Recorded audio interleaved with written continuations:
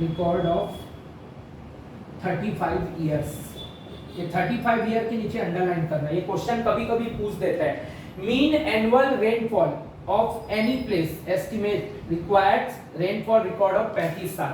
अगर आपको किसी जगह का मीन एनुअल रेनफॉल निकालना है तो आपको कम से कम 35 साल के डाटा का रिकॉर्ड चाहिए, तभी मीन एनुअल रेनफॉल निकल पाएगा। एग्जाम में क्वेश्चन कैसा आता है, mean annual rainfall of any place estimation requires rainfall record of, option A 20 साल, ऑप्शन बी 25 साल, ऑप्शन सी 30 साल, ऑप्शन डी 35 साल। ठीक है, तो ये कोई उतना इंपॉर्टेंट क्वेश्चन नहीं है, लेकिन एक दो बार मैंने देखा है इसलिए मैंने आपको लिखवा दिया, तो याद रखना। ठीक, मैं फिर बोलता हूं, अगर मैंने अपने वीडियो में एक डॉट भी बनाया तो उस डॉट की भी वैल्यू, ऐसा नहीं कि ये नोट को तुम छोड़ दो, है ना, और छोड़ दिया और आ गया तो मेरे को मत बोलना, क्योंकि मैं तो लिखवाया हूं। ठीक, चलो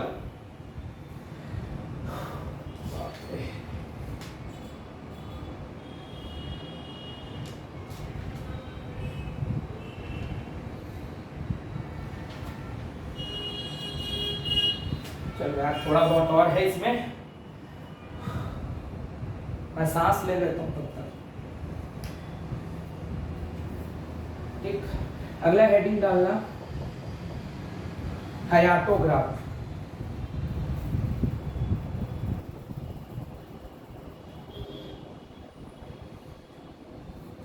ठीक, इसके बारे में लिखना, it is also called rainfall hyetograph. ठीक, it is also called rainfall hyetograph, इसको याद रखना।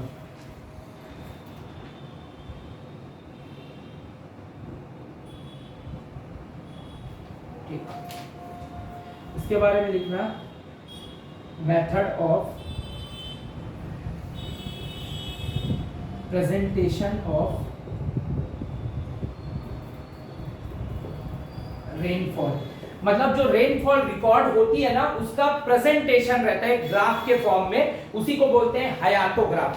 ठीक है, और सबसे important point, third but not the least और लास्ट, है ना भाई, बोलते हैं ना last but not the least, जो एग्जाम में बार बार आता है, और ये क्वेश्चन आता ही है, प्रिय क्वेश्चन है ये, और हाइड्रोग्राफ, है ना, और मास्कर, समझ में है। ठीक, तो इट इज प्लॉट और graph between, it is plot और ग्राफ बिटवीन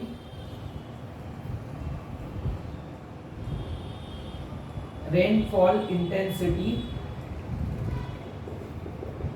वर्सेस टाइम। ठीक है, समझ में आया, रेनफॉल इंटेंसिटी और टाइम के बीच में एक ग्राफ बनता है, उसी को बोलते हैं क्या, हयातोग्राफ या रेनफॉल हयातोग्राफ। अब ग्राफ क्या होता है, कुछ नहीं, देखो ये एक तरीके का ग्राफ रहता है और यहाँ पे कुछ ऐसे रेनफॉल इंटेंसिटी रिकॉर्ड होती है, एक तरफ रेनफॉल इंटेंसिटी रहता है, एक तरफ टाइम रहता है, बस वही चीज है, तो एक ग्राफ है। ठीक, एग्जाम के लिए आपको एक ग्राफ नहीं पता होना चाहिए, उसकी कोई जरूरत नहीं। एग्जाम में आपको बस ये पता होना चाहिए, हयातोग्राफ जो रहता है, पहला काम क्या रहता है इसका, रेनफॉल हयातोग्राफ भी बोलते हैं। दूसरा चीज, रेनफॉल को प्रेजेंटेशन करना, प्रेजेंटेशन किस में किया जाता है, चार्ट में, चार्ट यानी मैप, मैप यानी ग्राफ, ग्राफ क्या है, एक तरीके का मैप ही तो है, तो प्रेजेंटेशन ऑफ रेनफॉल है ये। तो इट इज अ प्लॉट और graph between rainfall intensity versus time, मतलब एक तरफ रेनफॉल इंटेंसिटी और एक तरफ टाइम। ठीक है, चलो अब एक क्वेश्चन लेते हैं जो हमेशा पूछता है। ठीक है, और एक क्वेश्चन आपके जल संसाधन में आया था, उसको भी लेता हूं मैं। रेनफॉल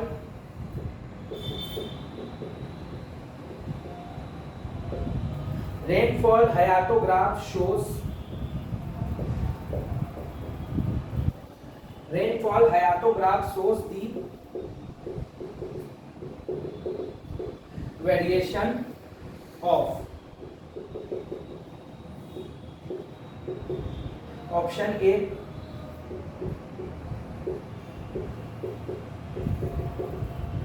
cumulative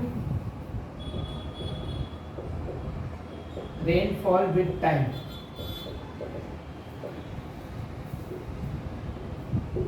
ऑप्शन बी था आपका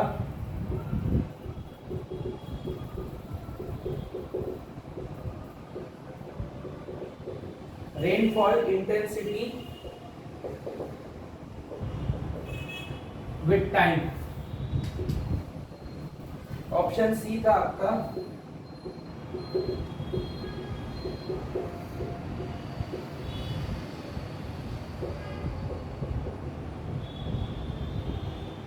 rainfall depth over the area. Option D था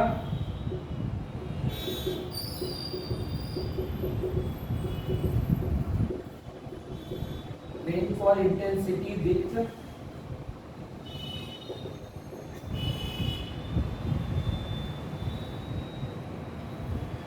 cumulative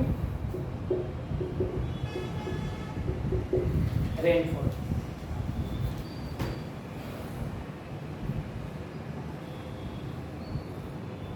ठीक, ये आया था आपका सीजी व्यापम WRD JEE 2022 में क्या पूछा है? Rainfall hyetograph shows the variation of, क्या शो करता है हायातोग्राफ? बहुत घुमा के पूछा है क्वेश्चन को, मतलब ये ग्राफ की बात कर रहे हैं, रेनफॉल इंटेंसिटी वर्सेस टाइम। तो कम्युलेटिव रेनफॉल विद टाइम तो नहीं है, rainfall intensity with time. Rainfall intensity है, टाइम है, ऑप्शन बी करेक्ट है। ठीक है, ये क्वेश्चन आया था जल संसाधन के जेई में, और यही क्वेश्चन बार बार आता है एग्जाम में कि बस 2-3 टाइप से, जैसे एक तो ये पूछा, नहीं तो पूछेगा hyetograph is a plot between rainfall intensity versus time, और कई बार ऐसा पूछता है अ प्लॉट या graph between rainfall intensity versus time, तो आंसर क्या होगा? हायातोग्राफ। बस ऐसे ही क्वेश्चन आता है इससे हमेशा, और ये क्वेश्चन आता ही आता है, या तो ऐसा पूछेगा या ऐसा देगा, variation of rainfall intensity with time is, 4 option दिया रहेगा, एक में रेनफॉल हायातोग्राफ या हायातोग्राफ दिया रहेगा, वो सही है। तो तुमको पता होना चाहिए, बहुत इंपॉर्टेंट क्वेश्चन है। ठीक है, चलो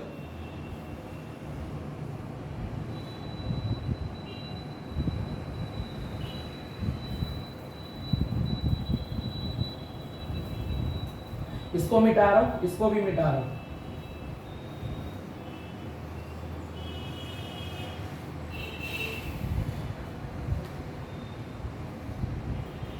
दूसरा लिखना मास curve,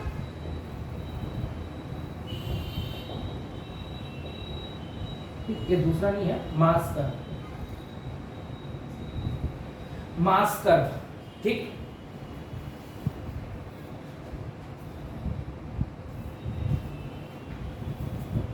it is used for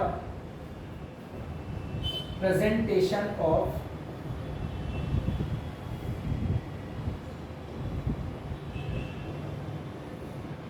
rainfall, it is use for presentation of rainfall. ठीक है, दूसरा पॉइंट लिखना, इट इज प्लॉट और graph between, it is plot और ग्राफ बिटवीन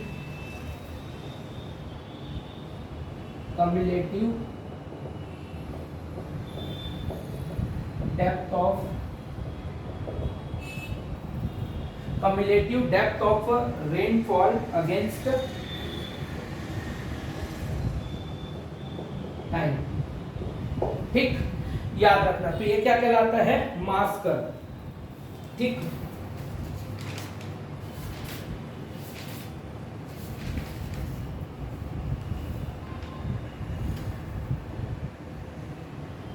ठीक, तो इसका पहला काम क्या रहता है? प्रेजेंटेशन करना। ये भी एक तरीके का ग्राफ की तरह है, ग्राफ मतलब प्रेजेंटेशन। ठीक है, तो इसका एक काम है presentation of rainfall.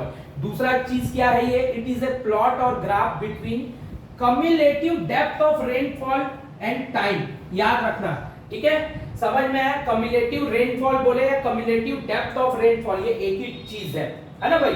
Cumulative rainfall बोले या कम्युलेटिव डेप्थ ऑफ रेनफॉल एक ही चीज है, अगेंस्ट टाइम। ठीक, तो वो होता है मास कर्व। ठीक, अब यही क्वेश्चन को मैं चेंज कर रहा हूं, तुम लोग फिर से लिखो क्वेश्चन, है ना, इसको मिटा दो, जल संसाधन का क्वेश्चन नहीं है ये, ठीक। क्वेश्चन चेंज करो,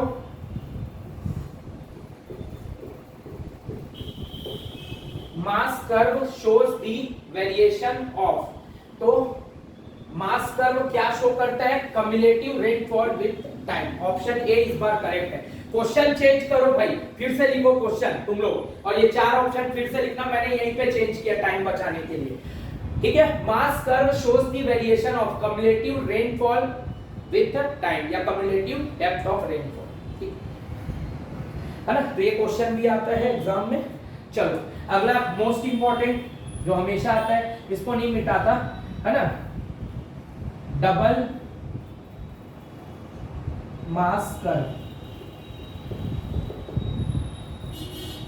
ठीक। It is used to check the consistency of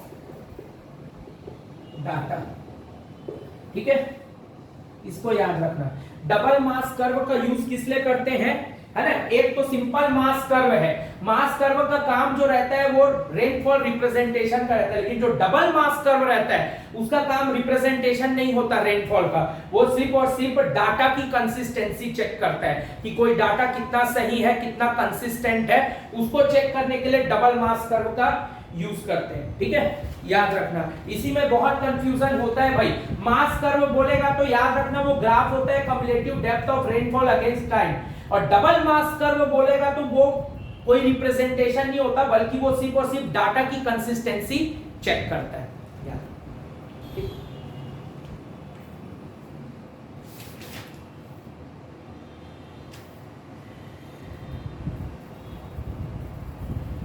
चलो अगला क्वेश्चन देखते हैं।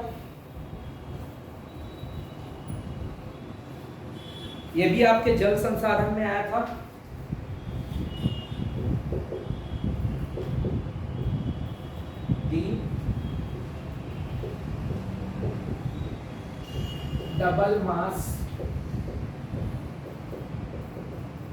double mass analysis is adopted to, ठीक, double mass analysis is adopted to, option A,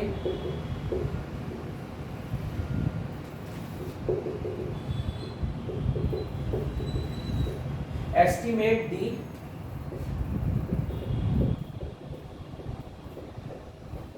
missing rainfall data,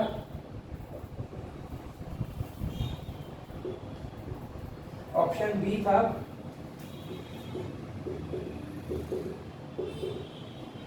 obtain intensities of,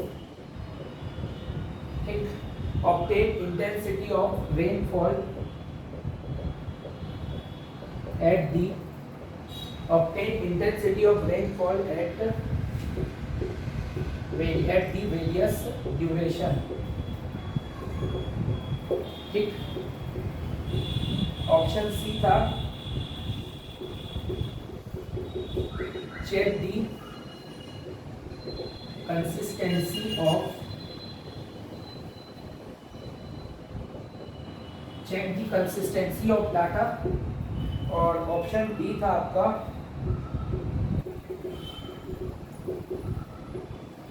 obtain the amount of storage, obtain the amount of storage needed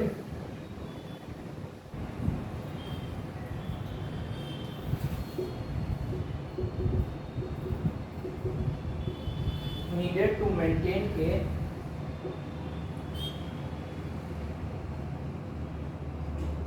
demand pattern, ठीक है। ये भी आया था आपका CG Vyapam WRD-JEE 2022, ठीक है। हाँ, तो ये चौथा क्वेश्चन था जल संसाधन के जेई का। तो double mass analysis, double mass analysis बोलो या डबल मास कर्व, वो एक ही चीज है। डबल मास वर्ड आपने पकड़ा, है ना भाई, याद रखना। तो उसका काम क्या रहता है, check the consistency of data. Option C जो है वो करेक्ट है। इतना सड़ा क्वेश्चन, पता है ये क्वेश्चन ना हमेशा आता है हर एग्जाम में, आइसो हयात हो, डबल मास्टर, बल्कि तुम्हारे सिलेबस में कचरा भरा हुआ है इतना सारा, है ना। अपन ने जो शुरू में पढ़ा ना इस वीडियो में, वहां से एक बार क्वेश्चन ना भी आए पेपर में, वो न्यूमेरिकल ना है ना, वो बड़े बड़े पेपरों में आता है, लेकिन जेई में यही आएगा। समझ में आया? ठीक, पिछले बार मास कर्व नहीं पूछा था, हो सकता है इस बार मास कर्व पूछ दे। ये 3 ग्राफ में से एक तो पक्का है, और पिछले बार तो 2 क्वेश्चन आया था। तो अभी तक हमने 4 क्वेश्चन जल संसाधन के कवर किए, वो चारों क्वेश्चन प्रेसिपिटेशन टॉपिक से ही संबंधित थे। ठीक है, चलो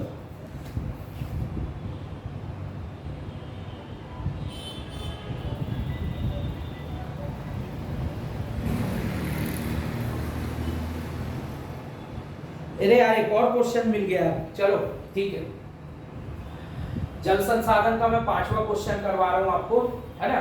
वो मेरे को उसमें करवाना था, मैं ध्यान नहीं दिया। थाइसन पॉलीगॉन का क्वेश्चन था वो। ठीक है, चलो देखते हैं, है ना।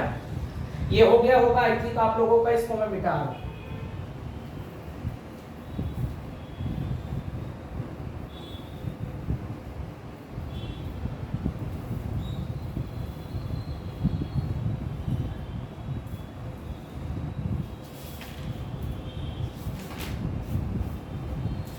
एक क्वेश्चन आया था जल संसाधन के जेई में, ठीक, if P is the precipitation, ठीक, A is the area represented by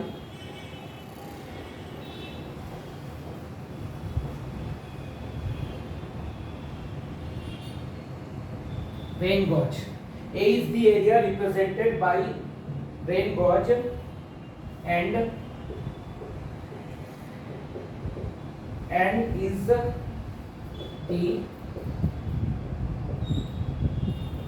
number of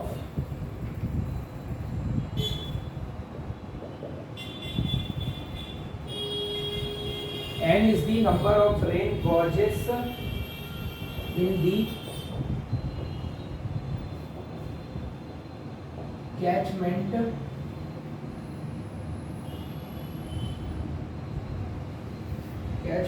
area,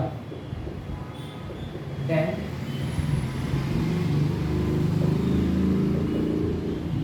weighted mean rainfall is। हालांकि ये IES का प्रीवियस क्वेश्चन को उसने डायरेक्ट छाप दिया था, है ना, बट बहुत इजी है क्वेश्चन, क्योंकि हमने इसको पढ़ा है। Summation of AP cube upon में summation of A square. Option B था आपका समेशन ऑफ AP अपॉन में N। ऑप्शन सी था आपका समेशन ऑफ AP अपॉन में A। ऑप्शन डी था आपका समेशन ऑफ AP5 अपॉन में समेशन ऑफ AQ। देखो ये क्वेश्चन आया था, ये IES का प्रीवियस रिपीटेड क्वेश्चन है, इतना तो मुझे पता है। ठीक है,